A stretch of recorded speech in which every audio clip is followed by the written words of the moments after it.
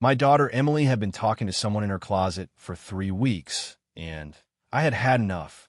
It started with whispers, but now she was having full-blown conversations. I try to listen, but the words were always just out of earshot. Last night was the final straw. I heard her say, "I'm coming," in a voice that wasn't hers. I rushed to her room, but she was fast asleep.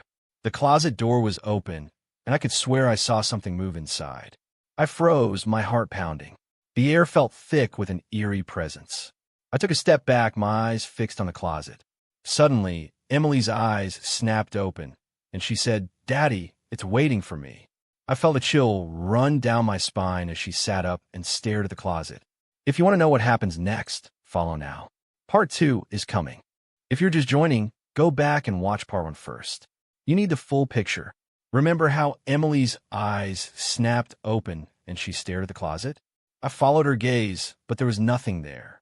She swung her legs over the side of the bed and stood up, her eyes never leaving the closet. I tried to grab her, but she pushed me away. "Emily, what's going on?" I demanded, trying to keep my voice steady. She didn't respond. She just walked towards the closet, her small frame silhouetted against the dark doorway. I felt a surge of fear as she reached out and touched the door handle. It creaked open by itself, revealing a darkness that seemed to pulse with a life of its own. Emily took a step forward, and I grabbed her arm, trying to pull her back. If you want to know what happens next, follow now. Part 3 is coming. This is part 3. If you missed what happened before, start from part 1. Remember how I grabbed Emily's arm to pull her back from the closet? She didn't budge. She was like a statue, her eyes fixed on something inside the closet. I tried to shake her out of it, but she remained frozen.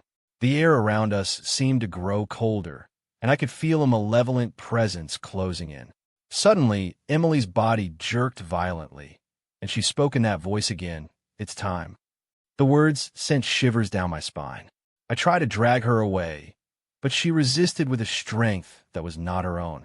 The closet seemed to be pulling her in, and I was losing the battle. As I struggled to hold on, I heard a faint whispering, a soft chanting that seemed to be coming from within the darkness. This story is not over. Part 4 drops next. This is part 4. If you missed what happened before, start from part 1. Remember the whispering I heard coming from the closet? It was getting louder, more urgent. Emily's eyes were still fixed on something inside, and she was pulling me towards the darkness. I was terrified, but I couldn't let go. The chanting grew clearer, a repetitive phrase that sent chills down my spine. "Come and play, come and play."